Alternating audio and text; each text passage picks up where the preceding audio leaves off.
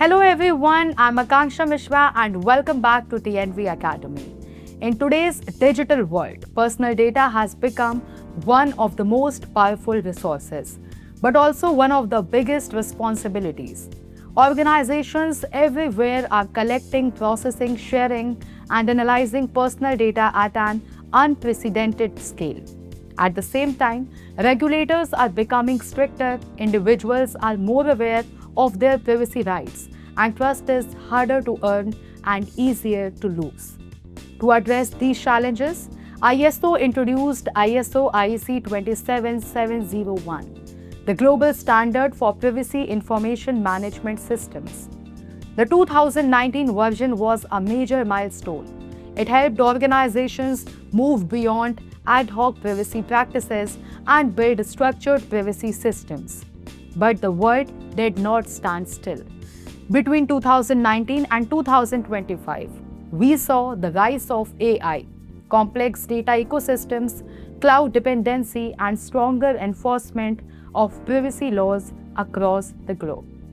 That is why ISO 27701 was revised in 2025. In this session, we are not going to look at surface-level summaries. Instead, we will do a complete clause-by-clause comparison of ISO 27701 2019 and ISO 27701 2025. So if you are a student, professional, auditor, implementer, or privacy enthusiast, stay with me till the end because this session will give you clarity, not confusion. Let's begin. Clause 1 to 3. Scope, references, and definitions. In ISO 27701 2019, the scope positioned the standard as an extension of ISO 27001 and ISO 27002, which unintentionally caused many organizations to treat privacy as secondary to information security. ISO 27701 2025 reshapes this foundation. While still integrated with ISO 27001, privacy is now clearly positioned as a management system in its own right. The references are aligned with ISO 27001 2022 and ISO 27002 2022, ensuring structural consistency. Definitions are simplified and made globally neutral, shifting the focus from legal interpretation to operational understanding. This change alone improves global applicability and practical implementation.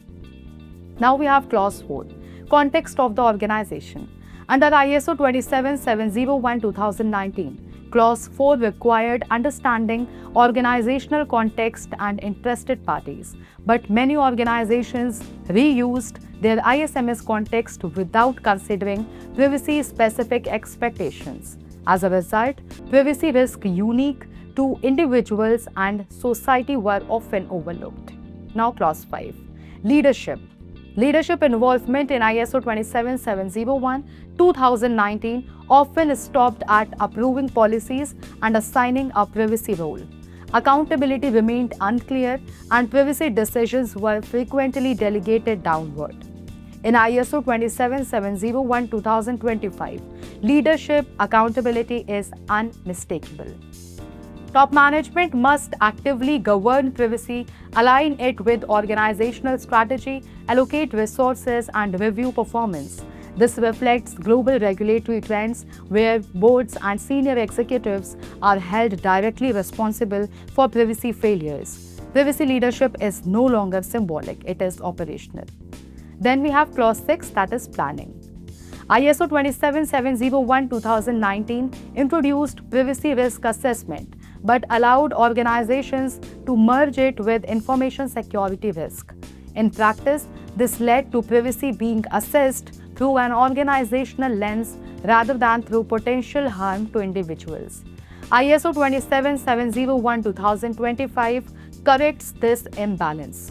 Planning must focus on risk to individuals' rights and freedoms, including risk from profiling, automated decision-making, data misuse, and cross-border processing. Privacy impact assessments and data protection impact assessments are expected to inform real business decisions. Risk planning becomes continuous, evidence-based and meaningful. Then clause 7, support.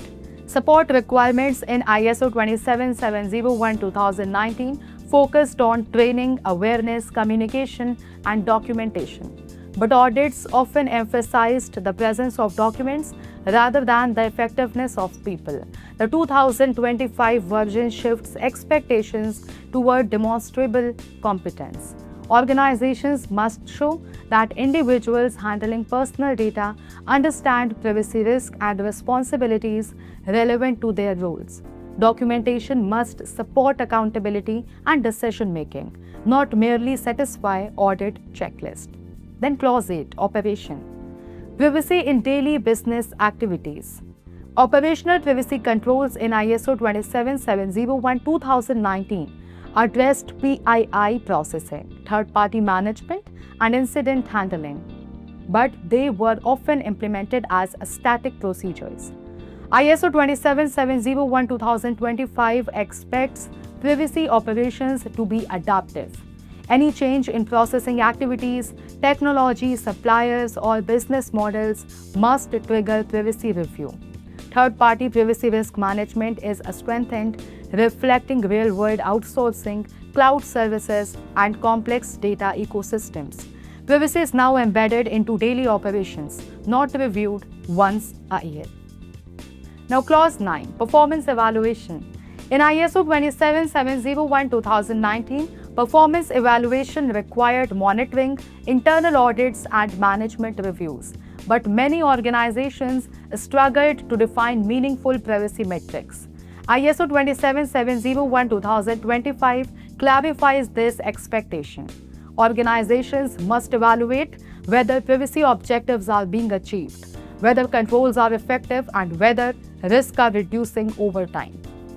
Audits are expected to assess performance and outcomes, not just documentation. Management reviews must address trends, incidents, complaints, and improvement opportunities. Now, clause 10, improvement. Learning instead of reacting. ISO 27701-2019 required corrective actions, but improvement was often reactive and incident-driven. The 2025 revision reinforces continuous improvement as a core principle. Privacy incidents, near misses, audit findings, and stakeholder feedback must lead to system-level improvements. The goal is to build resilient privacy systems capable of adapting to future risk. As we come to the end of this detailed clause-by-clause comparison, one thing should now be very clear. ISO 27701-2025 is not just a revised document. It represents a shift in how organizations are expected to think about privacy. I hope this session has helped you clearly understand the real difference between ISO 27701-2019 and ISO 27701-2025 and why the new version truly matters. Thank you for watching TNV Academy. I'm Akanksha Mishra and I will see you in the next session with more insights on ISO standards, governance, risk and sustainability.